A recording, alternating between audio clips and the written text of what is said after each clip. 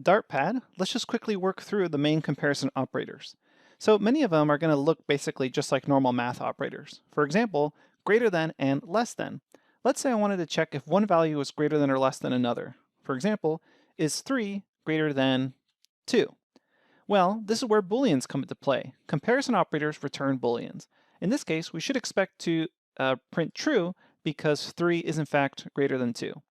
So here we can see it's true. And keep in mind, this doesn't need to be with numbers. You can also have it with variables. So I can say variable A is equal to 10 and variable B is equal to 100. And I can check for less than, and whoops, make sure we get that semicolon in there. And I could say, okay, is B less than A? Go ahead and run that. And is 100 less than 10? No, it's not. So we get back false. So that's the main gist of comparison operators. You can also check for less than or equal to. So I can do something like, let's just use numbers now so it's a little more readable. Is 10 less than or equal to 10? Well, in that case, it should be true because it is at least equal to 10. So I'd see true here. And you can do the same thing for greater than or equal to.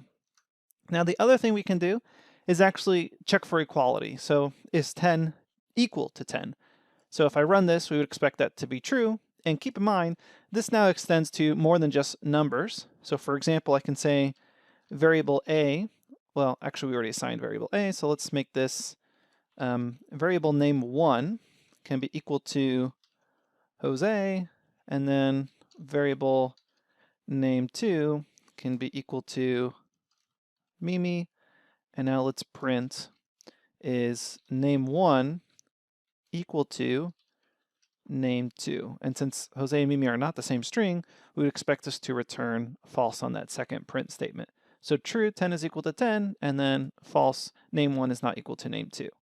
Now, what about, let me comment out that print so we can just focus on these names. What about checking for inequality?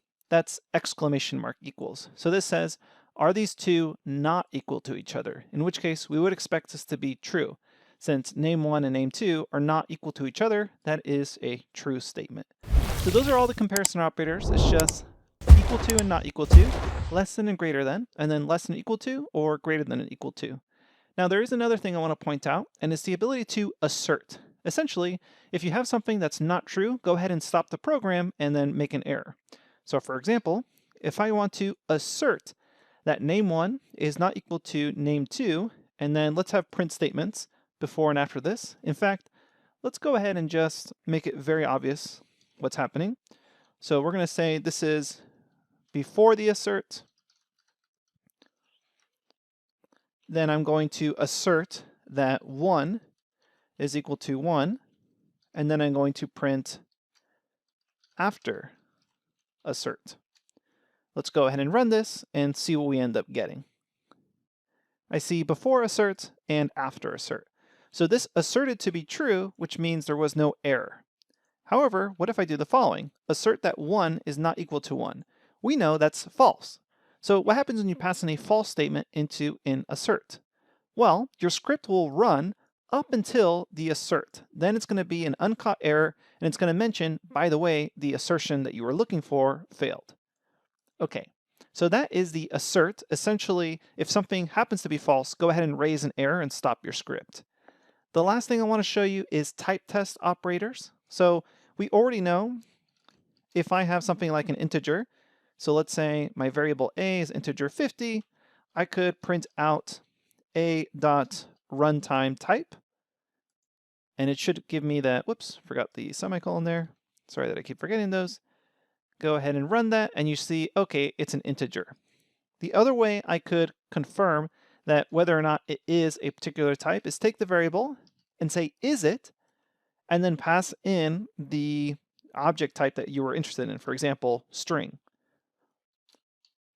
Go ahead and run that, and we'll ask it, A, is it a string? It'll say false. And that's the basic gist of how you can use the is operator to compare against the runtime types of particular data type objects. All right, that's it for this lecture. Remember, we just covered the is operator, the assert function, which will assert whether something is true or false, and then it returns an error or not, depending on the result, and then the various comparison operators. No real test for this one or exercise because it's kind of self-explanatory. Coming up next, we'll talk about logical operators.